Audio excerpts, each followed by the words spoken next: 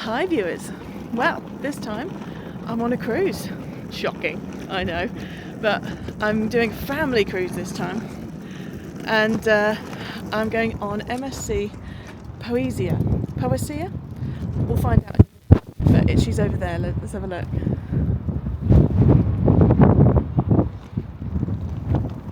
This is a bit of a first for me because we've actually got parking in the ABP car park right in front of the Horizon Cruise Terminal. Super easy to come in. Let's see if we can get on board, shall we?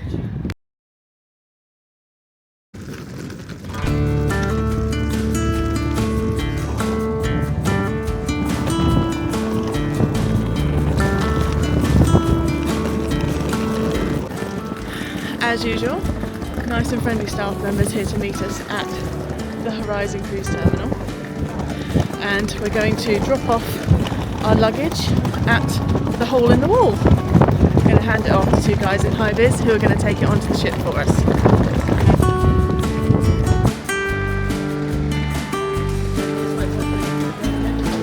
Well, yet again, that was super easy, dropping our bags off and getting a little bit of footage of the ship beforehand. Southampton Horizon Terminal is not the place to get the footage of the ship in port because the terminal building's in the way, so that's not great.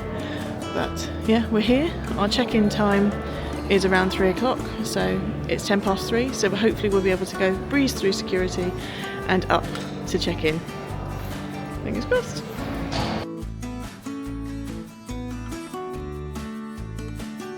As you can see, there was no one else here at this point in time, and from leaving the car to boarding the ship took 10 minutes. It was absolutely fantastic, really fast service, straight through, no problems whatsoever. Hi. Hello everyone. Hi, thank you. Can I have your boarding pass, please, sir? We are on board. Hello there. Thank you. Thank you.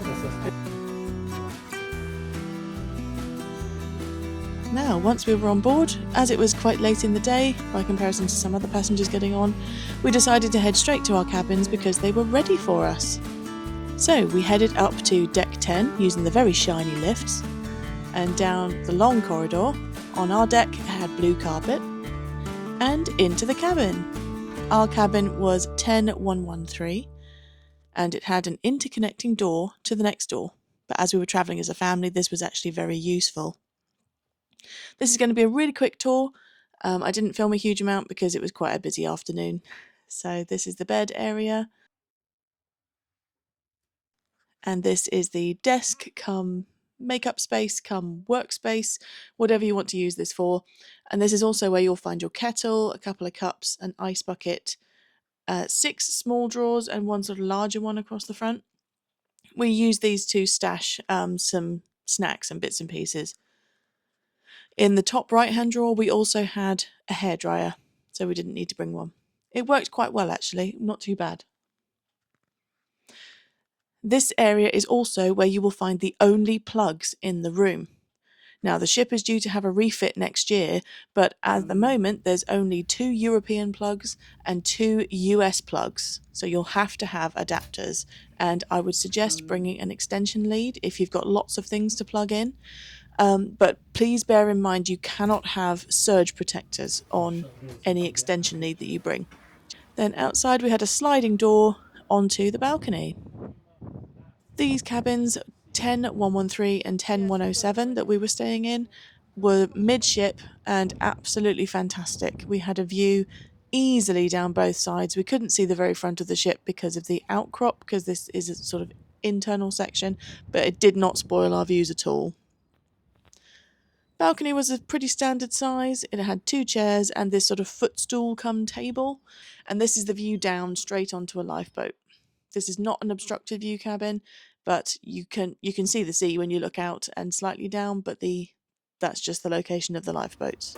This is the interconnecting door between the cabins. It was locked upon arrival, so we had to get that unlocked by our cabin steward, but this was very easily sorted out. And as you see, back towards the main entrance of the cabin, you can see the TV, which was quite small but served its function. It was in an ideal spot to watch while sitting on the bed, but if you wanted to sit on the little chair, you couldn't see it at all. Below it is the minibar. Again, the doors were locked, so if you wanted this unlocked, you just needed to ask the cabin steward and they'd unlock it straight away for you. We didn't actually open ours. The other room that we had one open just so we could store some milk during the cruise, but we didn't actually take anything out of the minibar. The wardrobes over there are 3 doors. Unfortunately, I don't think I got any footage of it, but inside, up top, you've got 2 life jackets. There were quite a few hangers, which was really nice to see, and they actually came off the rail, which was fantastic. They weren't stuck.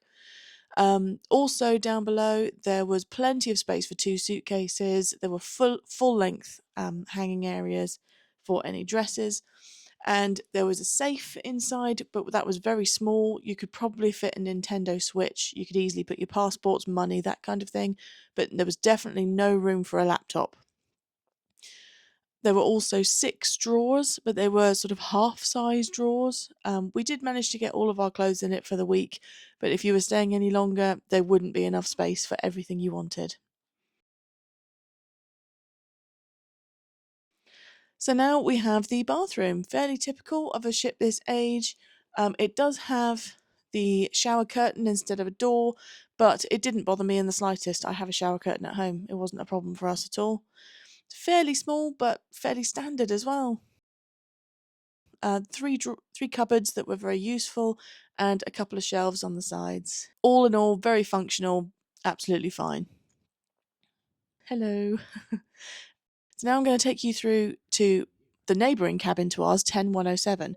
It actually lists it as having a sofa. Now this is quite sort of a double-sized chair rather than a sofa, and does actually act as a pull-out bed. And if I go through the door to the other side, just to show you what ours was like, ours was listed with a chair, and this is the chair that we had.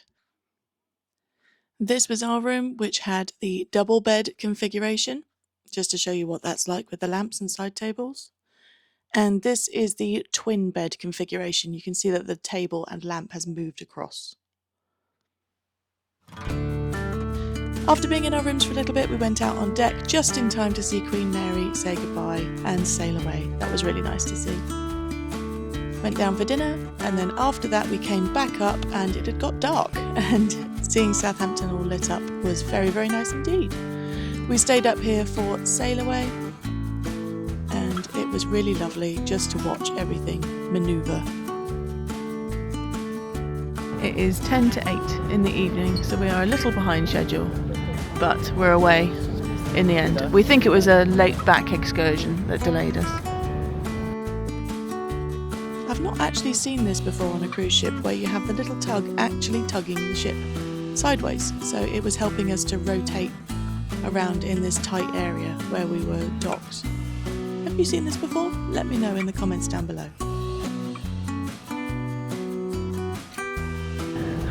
Well, here we go.